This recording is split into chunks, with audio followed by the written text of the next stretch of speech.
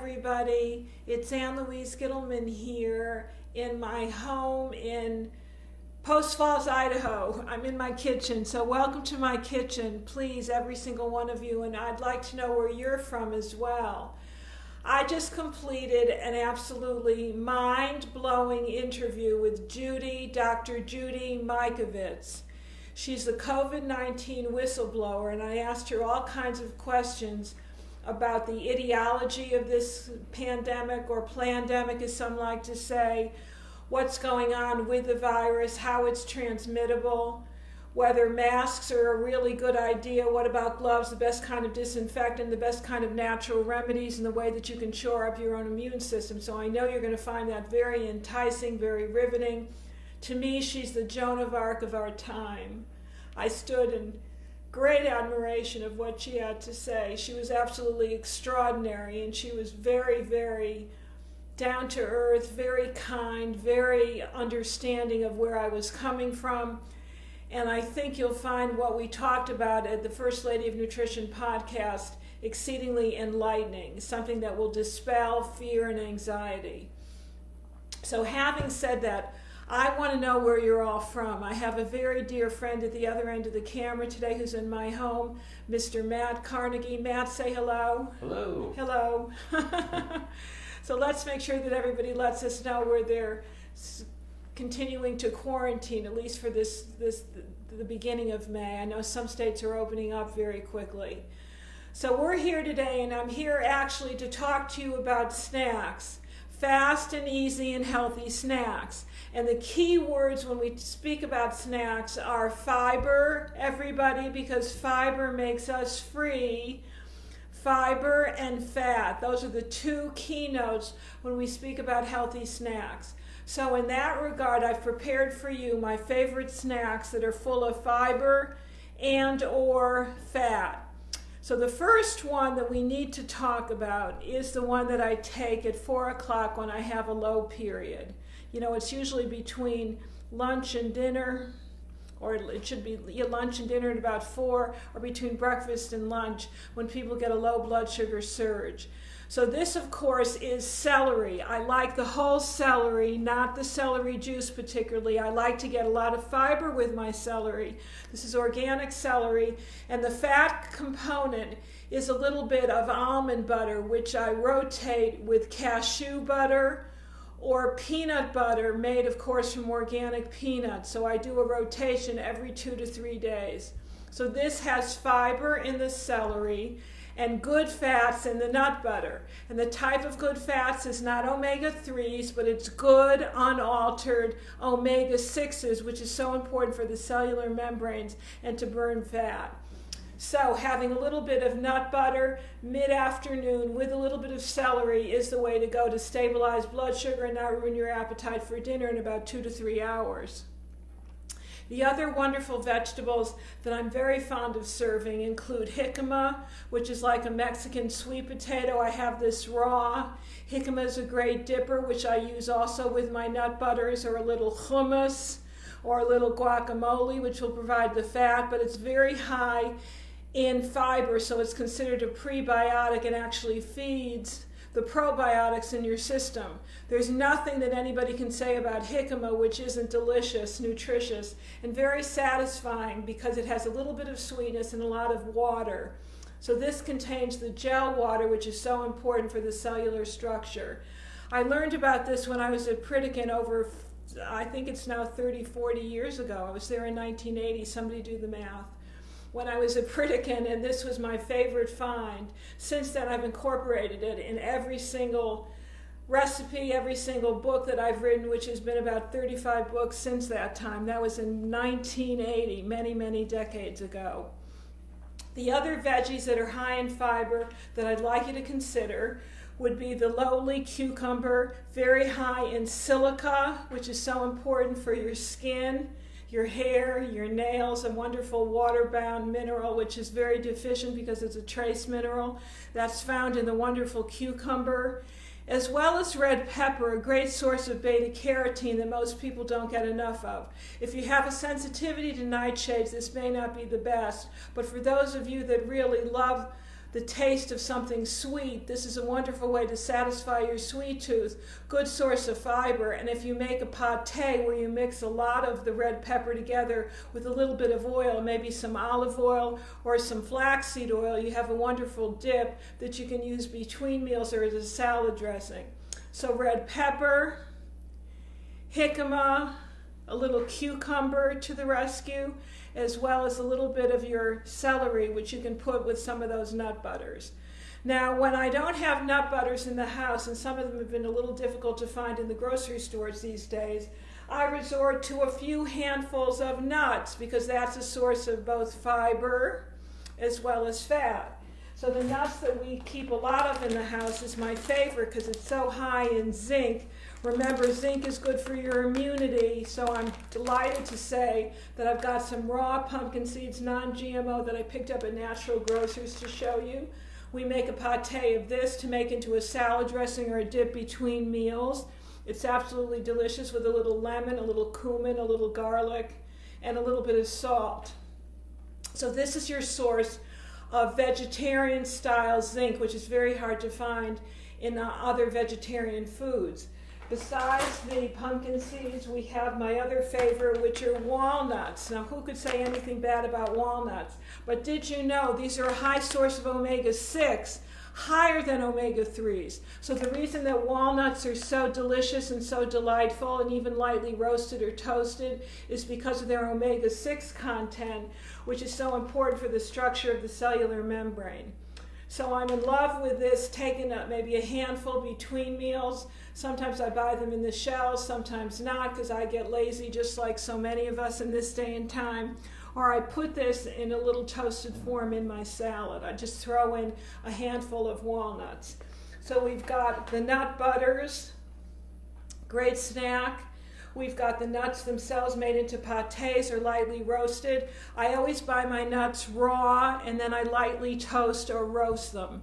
And by the way, the best way to enjoy a homemade hummus, as they say in the Middle East, hummus, or hummus as you would say, is to lightly roast your beans, your chickpeas, before making the hummus. It makes such a difference in the richness of the taste. You'll simply thank me for that great tip. Now we have other nuts that are here. We've got a little bit of cashews, which are my husband's favorite nut. Very, very delightful because these have a natural sweet flavor. You can find a lot of cheeses on the market these days that are made from cashews. And they also satisfy your need for something high in fiber, something that's a little sweet, and they're exceedingly satisfying when made into a nut butter. So cashews are a big favorite snack in my house, including the nut butter that you can make from the cashews. And then I took out one that I want to share with you as something falls on the floor. And that is, dried bitter apricot kernels. Who knew? Now here's the reason I'm suggesting these. These are a high source of a cancer-controlling chemical that is found naturally in dried apricot kernels, and 3 a day can help to keep cancer at bay. So we keep these in the refrigerator and we nibble on 3 a day, and they're very, very tasty. And if you look up anything on the internet, you'll find out why I'm suggesting that these could be part of a healthy cancer protective diet. So the apricot kernels, they're dried, they're bitter, very good for your immune system. Now the other nut that I have in front of me are filberts, which are not as popular. They're also known as hazelnuts. Very well received in France, I believe, and in Germany as well.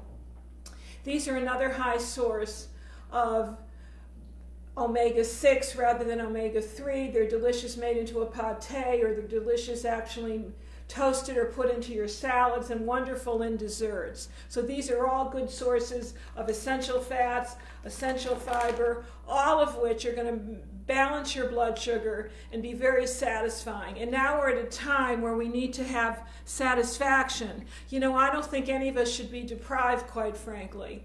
And so on that note, let me tell you what's under the dome.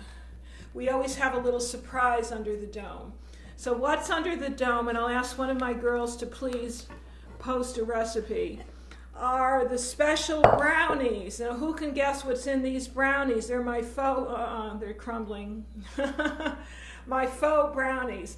These are made with carob powder. Now you say, why not chocolate? Well, that's because we have a chocolate dessert right here, which is a chocolate coconut little pie that we make for my husband once a week.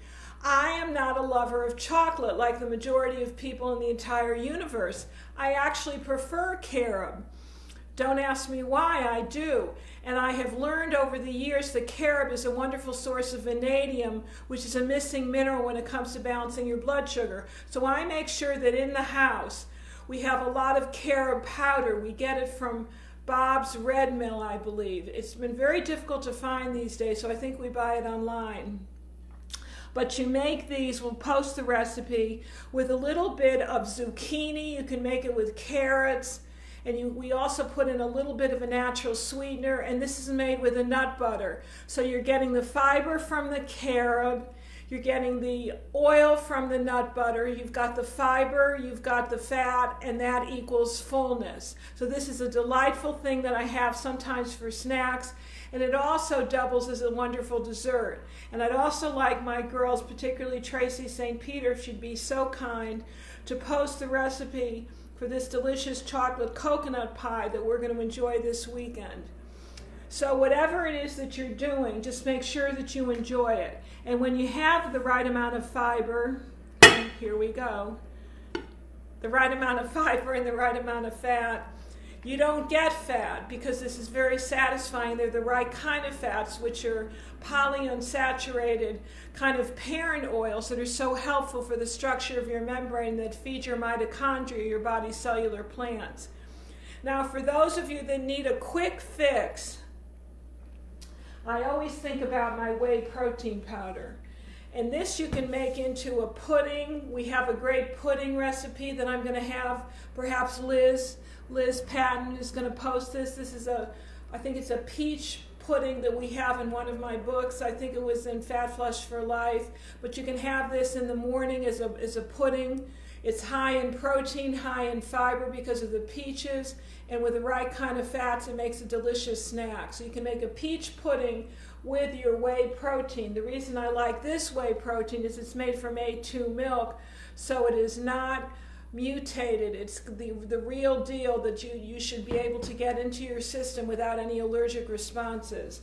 There's also a whey pancake that you can make, and you can make that into a snack as well, and just roll it up into your nut butters. And then so instead of the nut butter mixture with a little bit of your celery, just as a little rotation, you can put this into the crepe that you can make with a Fat Flush whey.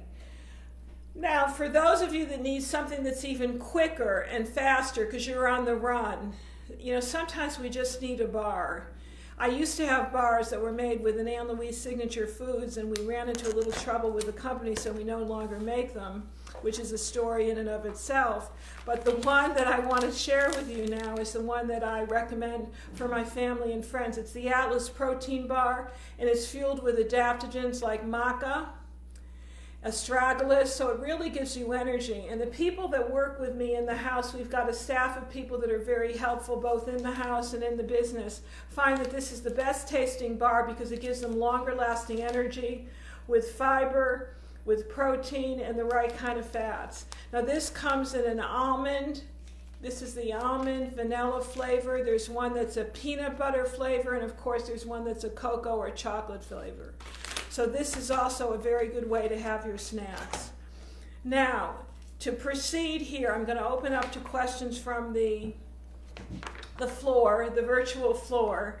But we've got some questions about how to add superfoods and beneficial spices to snacks. This has come from one of my Facebook groups, which I think was a Fat Flush Nation.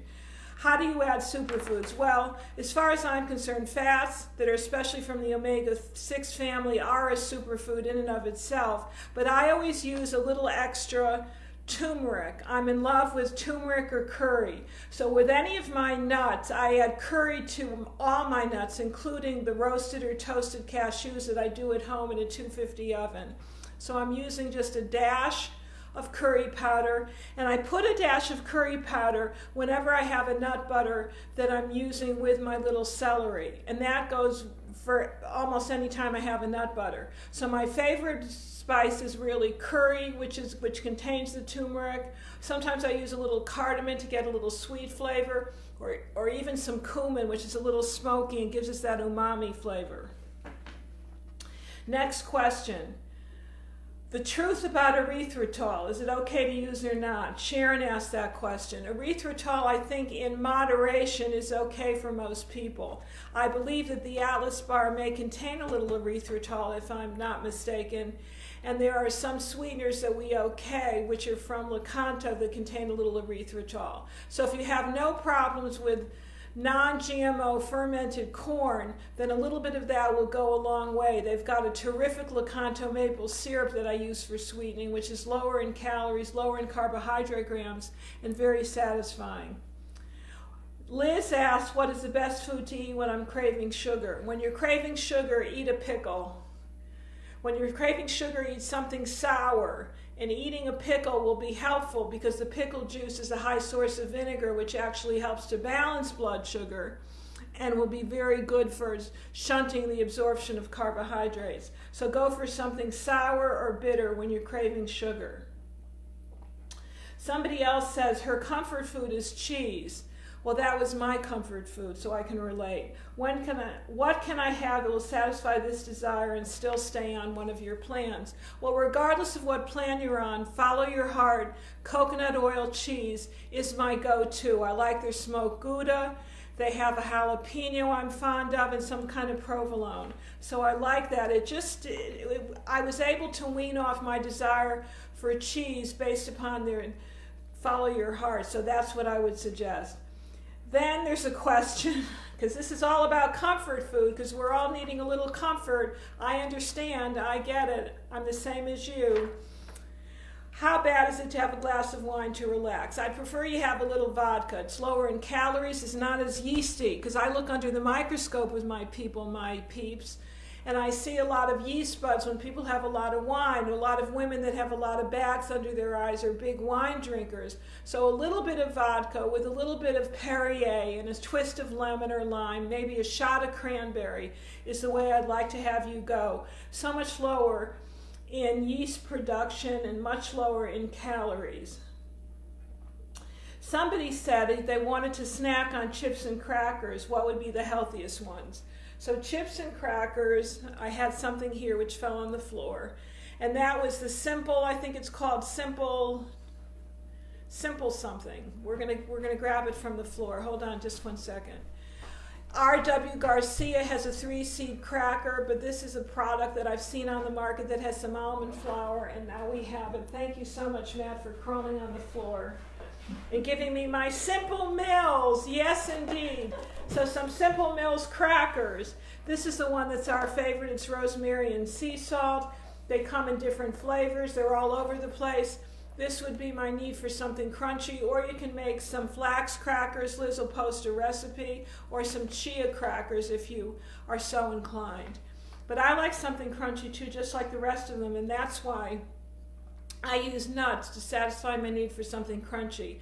And if you lightly toast them and buy your nuts raw, they're much more healthy. They have less amount of the advanced glycation end products than when you buy things that are dry roasted. So that's an excellent tip for those of us interested in longevity and health. So somebody asked the question, should I be having protein in my snacks most of the time? Well, that's a good question. Should you be having protein in your snacks? If you can, but you can't always. I mean, there's a certain amount of protein that you're getting in 2 tablespoons of your nut butters. Theoretically, as one gets older and hopefully wiser, one should be having 100 grams of protein a day. So if you have 30 grams of breakfast, lunch, and dinner, we're up to 90 grams. Another 10 grams you can get easily with 2 tablespoons of nut butter, maybe a handful of nuts twice a day, or seeds, or even a little protein bar. So it's not absolutely necessary. Other questions that I want to ask include a question, is it bad to snack before bed?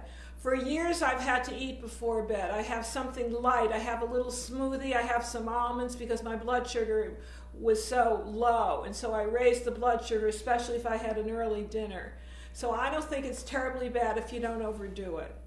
Next question is, I love my protein shake for breakfast. Would a scoop of whey or body protein be good for a snack later in the day?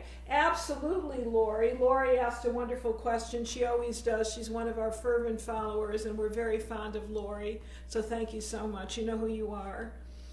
So if you take a tablespoon of this, or the body protein that I have helped create, then you have got an extra 20 grams of protein. And sometimes you don't even need some fruit in it because it's naturally sweet with the stevia. So you definitely can use that. Or you can use it as a milk substitute with any kind of cereal or non-gluten grain.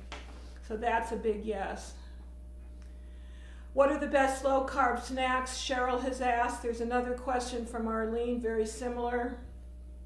The best low-carb snacks are the snacks that I've told you about. Your wonderful veggie snacks with a little bit of fat and protein as the oil and protein-based accompaniment, as well as snacks that might include a little bit of your carbohydrates in the form of some of these crackers, as well as your nuts and seeds. Those are the very best. A little bit of carbohydrate is essential, my friends. It's essential for serotonin. It's essential for getting your blood sugar level. You just don't want to get too low or too high. There's like a sweet spot. And people always ask me, because I've written so many books on the topic, how many carbohydrate grams a day? I think most people need about 40 to 50. As we get older, we don't metabolize the way we used to, so that number gets a little lower. But I'd say look at 40 to 50. You get about 10 grams in a piece of fruit if it's a moderate piece, maybe another 15 grams and a half a cup of some starch, and then you can figure it out from there. It really adds up quite quickly. So that's where portion control really has something to do with losing weight, I believe, and I think that a little bit of carbohydrate goes a long way, especially when we're in a situation like we're in now, when people are a little depressed and a little fearful. I think it's really imperative. So, I've been speaking for the past 3 hours. I'm going to ask Matt if there are any questions that I can answer. Mr. Matt on the other end of this camera. Yeah, Christine wants to know where you get the dried bitter apricot kernels. You know, Christine, we got them online. Oh, listen, this is where we got them. aimnaturals.com. This has been in my refrigerator for a little bit because we take them out. We only eat 3 a day. More than that is considered to be not recommended. You'll read why about that quickly. But look at all the research that's been done on the dried apricot kernels and the people that have had situations where they've reversed different kinds of degenerative diseases. This is one of the best tips I could possibly give you forever and ever. So it's aimnaturals.com. That's an excellent question. More excellent questions, Mr. Matt. Another question from Kate. What about bourbon or whiskey instead of vodka? You know, bourbon or whiskey instead of vodka. I'm able to find non-GMO vodka quite easily, and I'm very fond of Dan Aykroyd's Crystal Skull vodka, personally, because I think it's very pure. So if you can find a non-GMO base for your whiskey or bourbon, then I think that's better. I just have to tell you, for years I've been looking at people under the microscope, and individuals that take the hard stuff. This is from my experience. I don't speak for anybody else. But when they take a little bit of the hard stuff, their blood is pretty darn clean. So that's what I've seen. Matt. And that was it. All the other questions are getting answered by the moderators. So I think we have some wonderful moderators. I want to call out Liz Patton, who's been so very helpful and has been with me for over 10 years. Tracy St. Peter, who I think has been with us 3 or 4 years. She's been absolutely terrific. Ron, Denise Hansen, Lynn Tapper, I don't want to forget anybody in this regard, Amanda Troxel, you gals have been absolutely magnificent, so we thank you so much. If there are any other questions, just post on the thread, and don't forget to tune in to my podcast with Dr. Judy Mikovits. I guarantee this will shed new light and give you new hope, healing, and enlighten you very much about what's going on with the COVID-19 pandemic. So until then, have a beautiful weekend. Shabbat Shalom.